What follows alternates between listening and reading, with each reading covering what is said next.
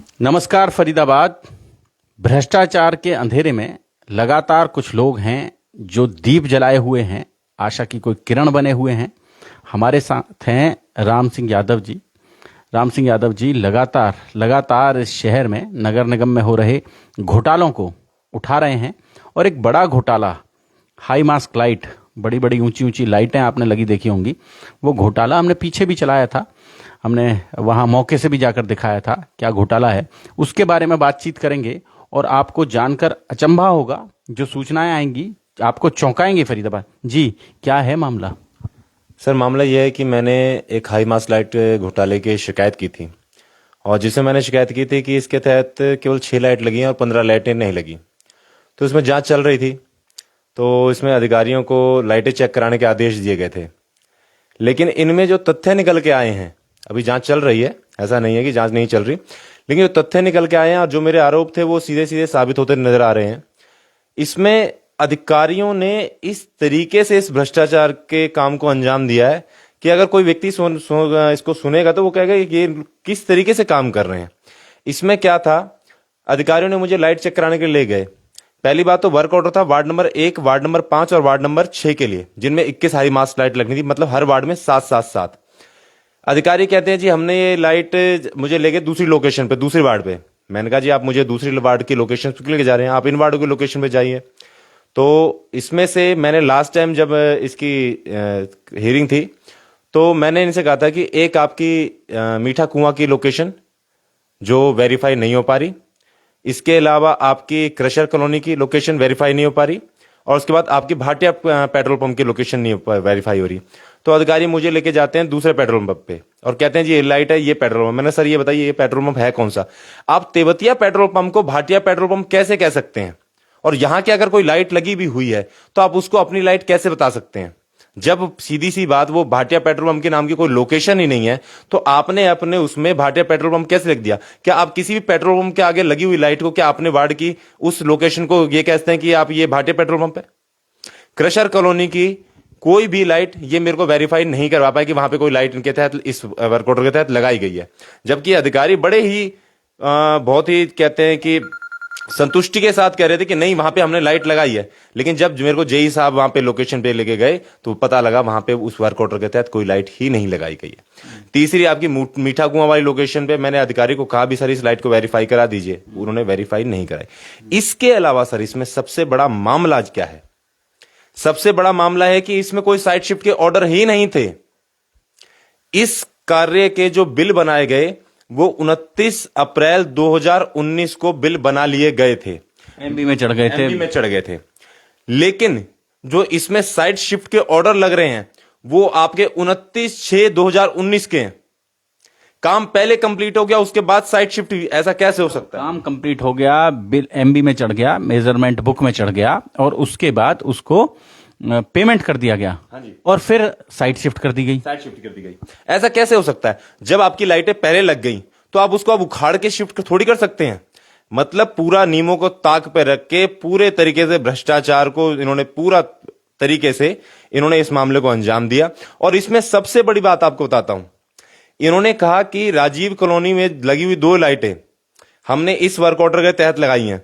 लेकिन जब मैंने जाके ग्राउंड पे चेक किया और जांच की तो पाया कि वो लाइटें तो 8 जून 2019 को लग रही थीं। जब वो लाइटें 8 जून 2019 को लग रही थी तो आपने 29 अप्रैल को अपने बिलों में और इसमें एमबी में कैसे चढ़ा दिया? मतलब बाद में लगी वो लाइटें? बाद में लगी लाइटें।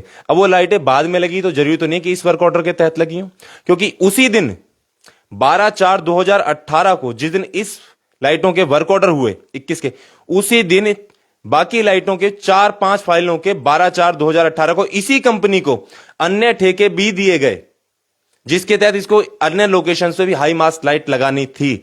तो मैं इस बात को कैसे मान लूं कि ये लाइटें जो बाद में लगी, ये लाइटें इस वर्क ऑर्डर के तहत लग रही थी? अब फरीदाबाद बड़ी समस्या क्या है? शहर के प्रबुद्ध लोग, जो लोग जागरूक हैं, वो लगातार शहर की ऐसी समस्याओं के लिए आरटीआई लगाते हैं। उन आरटीआई के माध्यम से सूचनाएं जुटाते हैं और उन सूचनाओं के आधार पर कुछ शिकायतें करते हैं। सीएम विंडो पर जाते हैं, लेकिन हर जगह वही पुराना शेर है कि हर शाख पे उल्लू बैठा है, अंजामे गुलिस्तां क्या होगा। तो जिस जिस शाख पर जाते हैं वहां जो उल्लू बैठा है वो क्या करता है, वो आपको कन्विंस करने की कोशिश करता है कि जो उसने किया है वो बिल्कुल ठीक किया है। यही बात ना यादव जी, यही बात। और इस पूरे मामले में, इस पूरे प्रकरण में भी यही हुआ। कुछ पेड पत्रकार इस मामले में इन खबरों को ये कहकर दबाने में लग गए कि ये जो बोल रहे हैं, ये जो यादव जी बोल रहे हैं, ये बिल्कुल झूठ बोल रहे हैं, वो कोई घोटाला हुआ ही नहीं है और हमने जाके देखा है। मतलब यहां तक प्रमाणित कर दिया कि हमने जाके देखा है, मौके पे जाके देखा है, एक एक लाइट अपनी जगह पर है, बिल्कुल ऐसे। और आज ये दूध का दूध पानी का पानी हो रहा है। आज जो रिपोर्ट आई है, आज नवभारत टाइम्स में भी छापा, चंद्रकांत यादव की रिपोर्ट देख रहा था मैं, उन्होंने जो छापा उसमें भी स्पष्ट लिखा गया है कि ये जो लाइट्स हैं, ये लाइट्स वहां लगी नहीं, लोकेशन ही नहीं दिखा पाए। 10 लाइट्स की तो 21 में से 10 लाइटों की लोकेशन ही नहीं दिखा पाए।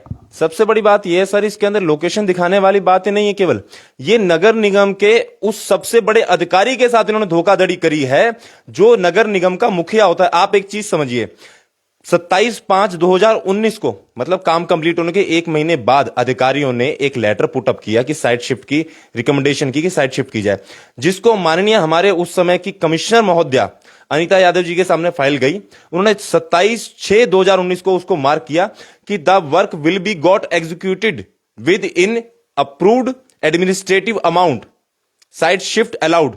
मतलब कि जो काम किया जाएगा वो तो एक तो एडमिनिस्ट्रेटिव अमाउंट के अंदर किया जाएगा, किया गया नहीं। उन्होंने साफ लिखा है, अपने शब्दों में साइन किए हैं। मतलब आपने, अधिकारियों ने इतने बड़े आईएएस ऑफिसर को भी अंधेरे में रखा कि जब काम हो चुका था, आप चौथे महीने में बिल बना चुके थे, एमपी चढ़ा चुके थे, तो आप छठे महीने में अप्रूवल ले कैसे रहे थे और अप्रूवल हो कैसे सकता था? आप लाइटें उखाड़ के तो ले आ नहीं सकते थे। यानी आपको पता था कि इस लाइट शिफ्ट, इस साइट पे दूसरी लाइट वर्क ऑर्डर के तहत लाइट लगनी है और आपने उसी को बिल में उठा के रख लिया। सर ये मामला छोटा नहीं है और मैं आपको बता रहा हूं, इस फाइल के बाद आप जांच चलने दीजिए, आपको यह मामला बहुत बड़े रूप में लेके दिखेगा। और ये एक लाइट का मामला नहीं है, एक वार्ड का मामला, ये कई वार्डों के अंदर जाके ये मामला खत्म होगा। ये मामला, ये इसका अभी कहते हैं आगाज हुआ है, इसका अंजाम देखिए कहां तक पहुंचता है, इसका कहां तक पहुंचता है। तो फरीदाबाद, बात वही है कि बार बार हम जो कह रहे हैं, लगातार कह रहे हैं कि इस शहर में लगातार कुछ लोग हैं जो इस शहर को अच्छा बनाने के लिए, सुंदर बनाने के लिए, व्यवस्थित करने के लिए लगातार एक लाइट हाउस का सा काम कर रहे हैं, जो लगातार प्रकाश देने की कोशिश करते हैं और कोशिश करते हैं कि उनकी रोशनी में ये जो भटके हुए जहाज हैं ये अपने रास्ते पर पहुंच पाएं। लेकिन बात वहीं आ जाती है और फिर वही बात कि यह ठीक है कोहरा घना है मगर दीपक जलाना कब मना है।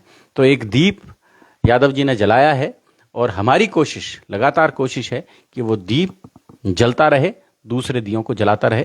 जोड़ेंगे फरीदाबाद आपको शहर की ऐसी ही और महत्वपूर्ण खबरों के साथ। बहुत बहुत धन्यवाद।